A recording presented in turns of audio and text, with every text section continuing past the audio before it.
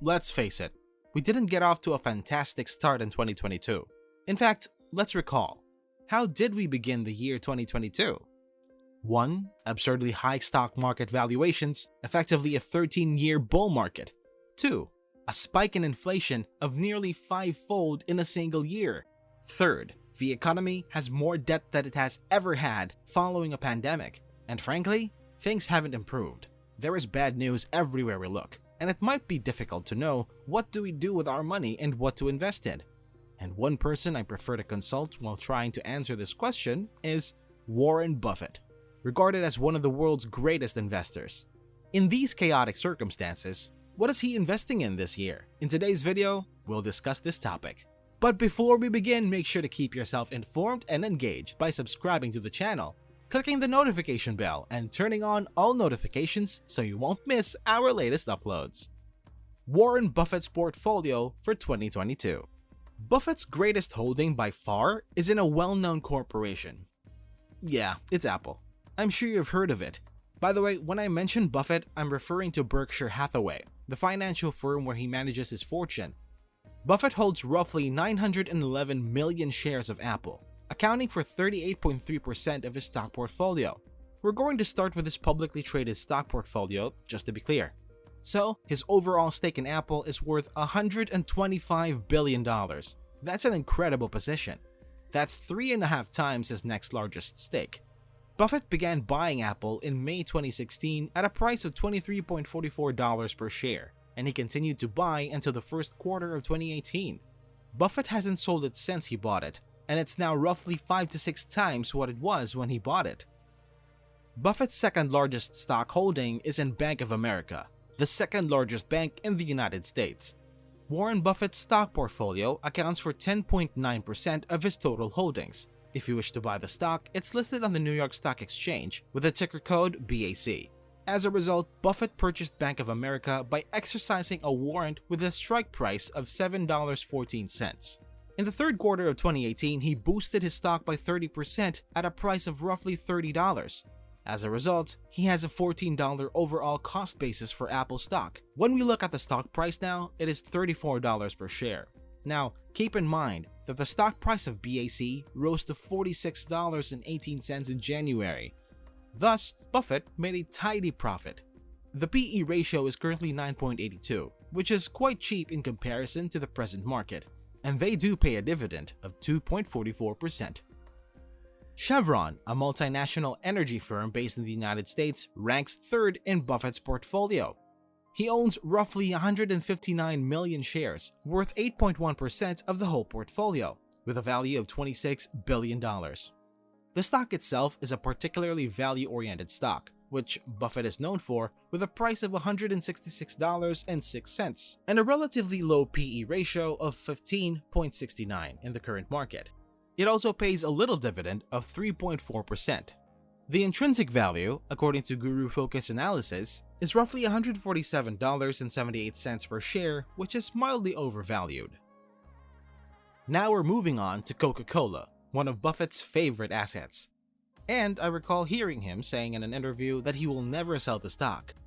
Buffett entered into the stock in 1988 and now accounts for 7.3% of his $24 billion stock portfolio.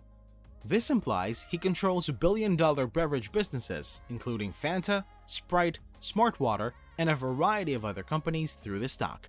Number 5 is American Express, a credit card servicing company. He owns about 151,000 shares, totaling 7.1% of the whole portfolio, valued at $23.348 billion. Buffett is known for his value stock, and this stock is no exception. The price is $154 with a PE ratio of 15.43 in this market. It also pays a 1.35% dividend, and the intrinsic value, according to Guru Focus Analysis, is roughly $154 per share, so it's pretty much on the money. This next stock demonstrates how deeply Buffett is involved in the food and beverage industry. He has $12.556 billion in Kraft Heinz stock, which is his sixth large holding, accounting for 3.8% of his total portfolio value. With its price drop over the last couple of years, many investors believe Kraft Heinz stock to be a value play. It has a small market value, a large dividend of 4.15%, and a fascinating PE ratio of 38.96. Buffett's 9th and 10th largest holdings are all bank and financial equities. As a result, 4 of his 10 most valuable equities are banks or financial service firms.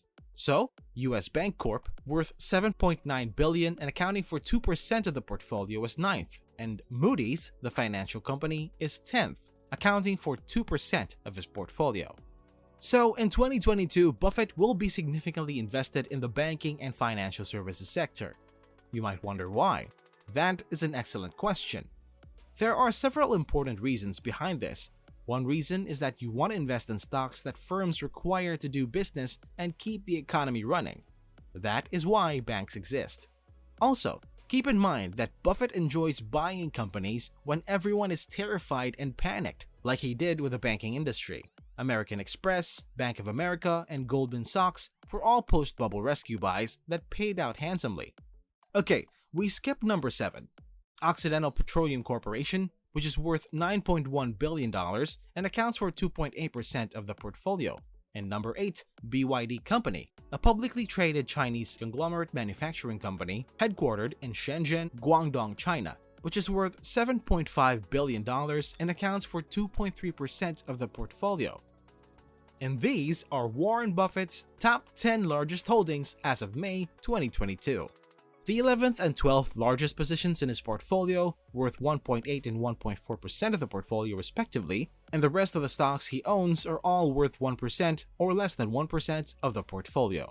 I'm not going to show you all of those really minor, negligible positions that Buffett holds, but some of the ones that stick out as intriguing small positions that Buffett holds are Amazon, the enormous e-commerce company that has experienced some fairly spectacular growth over the last couple of years. Berkshire has also purchased Snowflake, which is a very different type of investment that Buffett usually does. First, it recently went public, something Buffett usually avoids, but not this time. And second, it is a cloud-based data warehousing company. Buffett's broad investments aren't to blame. As a result, I believe it was purchased by someone else at Berkshire. Kroger is another of Buffett's lesser stakes, demonstrating his affinity for retail and food firms. Then, this year, Visa, another tiny stake worth 0.5% of the portfolio, strengthens its holdings in the financial sector of the market. If we break this portfolio down by sector, the technology sector, valued 45.09% as of March this year, is by far the largest. Why so? Warren Buffett and technology doesn't really mix before. But keep in mind that Buffett's largest holding is Apple, a technology stock, so this large percentage makes sense. The financial services sector comes in second with 29.89%, as we've discussed all of Buffett's financial stocks and why he likes the particular sector so highly. Consumer defense is the third largest sector, accounting for 12.07%. This includes Coca-Cola, Kraft, Heinz, Kroger, and other food and beverage items. So, what can we take away from this? Buffett is an investor who buys what he understands. He knows his way around food, consumers, and the retail side of the market. He knows his way around a bank and the ins and outs of financial services. He is familiar with Apple stock, which is mostly a consumer-oriented company. He does what he knows, and we should do the same. Look at the stock in those industries if we comprehend technology and the internet. Look into equities like Ford, Tesla, Toyota, and others if you understand cars. What are the companies that dominate and are growing in the beauty and cosmetics sector if you're interested? Buffett's message is to invest in areas that we are familiar with and enjoy. So, what I've just given you are his publicly traded equities, which he is required to declare by law. However, we must keep in mind that Buffett also owns a number of privately held firms. Buffett owns 100% of the insurance business Geico, and he owns 100% of candy companies See's Candy and 99% of Dairy Queen respectively. He also owns 80% of Nebraska Furniture Mart. He bought the BNSF railway firm entirely for $34 billion.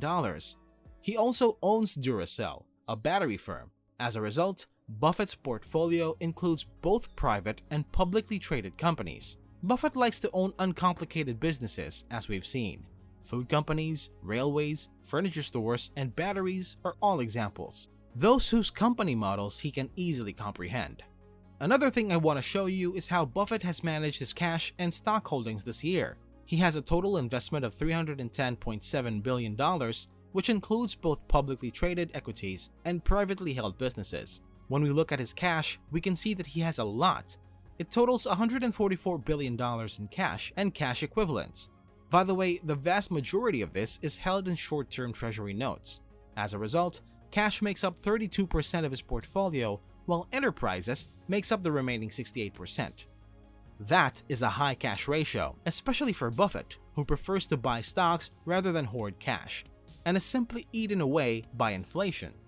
However, in the current market, with everything being so expensive, he's having trouble finding value investments to buy, so he's playing it safe. There are a number of bank stocks and consumer stocks. He's investing slowly, he didn't buy much last year, he's letting his money pile, and I believe he's waiting for stocks to fall in price before jumping back in and purchasing big. Which stocks are you planning on investing moving forward? Share with us your thoughts and opinions in the comment section below. Thank you so much for watching. If you like this video, please remember to like, share, and subscribe. See you guys in the next one, and remember, keep living life bullish.